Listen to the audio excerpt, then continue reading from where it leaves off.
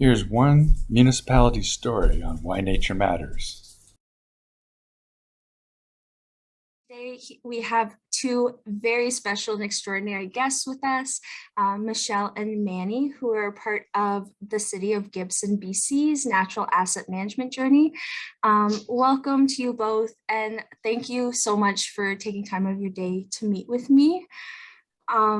And so I kind of wanted to start off and just kind of hear about your journeys and how you guys kind of got here. So like I was saying before we started, the work you guys do has inspired so many people around the country. Could you tell me a little bit about what you do with Gibsons Natural Asset Management and your own journeys into this exciting and important field? You want to start, Michelle? I think you should start because you're the basis of all of this. Well, my name is Emanuel, or Manny. I'm the Chief Administrative Officer of the town, but I'm also the Chief Resiliency Officer. And that it's resiliency planning in our context is around risk management with climate change and strategic planning combined, about ultimately embedding low carbon resilience into our day-to-day operations, our decision making, and our planning. That journey started a few years ago, in around 2012, when we were tasked with a challenge that many municipalities continue to have, which is, decaying infrastructure at a faster rate than we can afford to replace or even have the time to replace. And with the changing weather that is bringing challenges that compound our challenge of rebuilding, and with nature itself also being degraded, what we've noticed was an opportunity to both improve our resilience to climate change and increase our level of service to the community in terms of protection services from impacts of climate change, but also ensure the availability of water in these difficult times in terms of our climate, and also be mindful of the costs over time so that we can continue to operate as a community. And that it was basically the impetus behind the town's notice of the fact that many of our assets are natural, like our aquifer. And we also have been venturing into appreciating assets that are more biomimicry type of assets, like our bioswales and green roofs and so on, which we use a fair amount of those. And of course, fully engineered assets too, like our treatment plant and water distribution system. So it's in this world that we realize that we've got to up our game in terms of what we do and how we do it. And we're, with a change in policy, we actually have relatively the same number of people we had in 2012, but we have moved our approach, and Michelle was already with the organization, but what we realize is that there's a transition to move us from managing individual assets. So we had a roads crew and a water crew and a parks crew and a treatment plant crew, and now we're moving our focus more towards managing natural systems from individual assets, and that transition requires retraining and reorganizing ourselves as a team and working more as integrated teams. So that's the transition that you're seeing, which technology, and Michelle can talk a little bit about that too, has played a big role in helping us both understand what we have and also monitor our progress over time.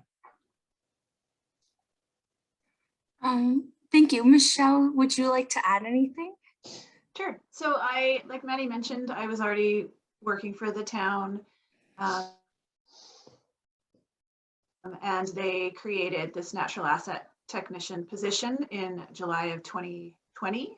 And it was originally a term position, so a 6-month term, just to see if if the role was needed, and I guess whether or not I was proficient at the role. And it became pretty obvious early on that the role was needed, and it was definitely larger than we had all envisioned. So I work really closely with the Municipal Natural Assets Initiative that Manny had mentioned earlier on in the call, and as well as systems ecologists like ESSA Technologies on large scale projects. Like one that we're working on right now is a watershed scale mapping project where we're looking at inventorying the natural assets within the watershed, and the watershed itself includes areas outside of the town of Gibson's boundaries. Like Manny had mentioned,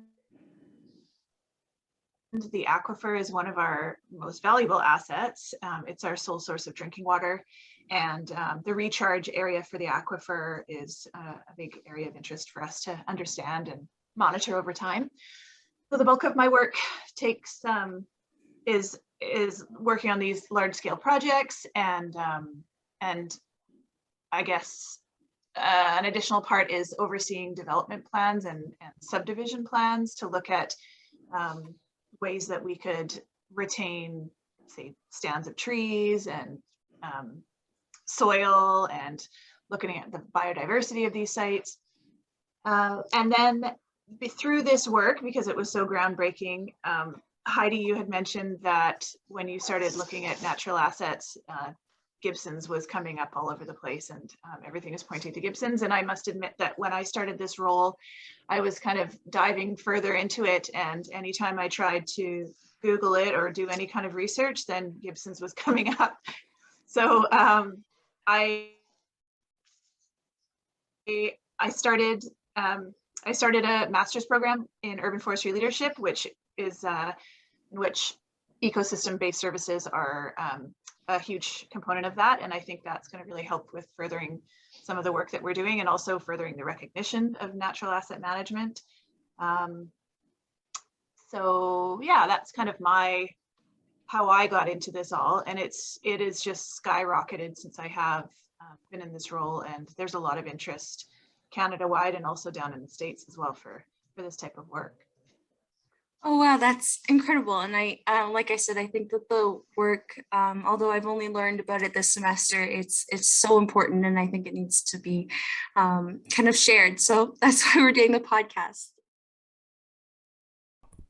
Speaking of podcasts, we will be kicking off a series leading up to our May 25th event for high school students that's online and in person, and then posting the training materials from the April 21st workshops and pitches from the challenges on Saturday, April the 23rd. Be sure to register, join us for these events, and follow our podcast series, Open Earth, Climate Change, Hack for Good, starting Tuesday, May the 3rd at noon. Register and win prizes, but more importantly, make your voice heard and help code with nature, for future generations are counting on it. See you then, May 30th.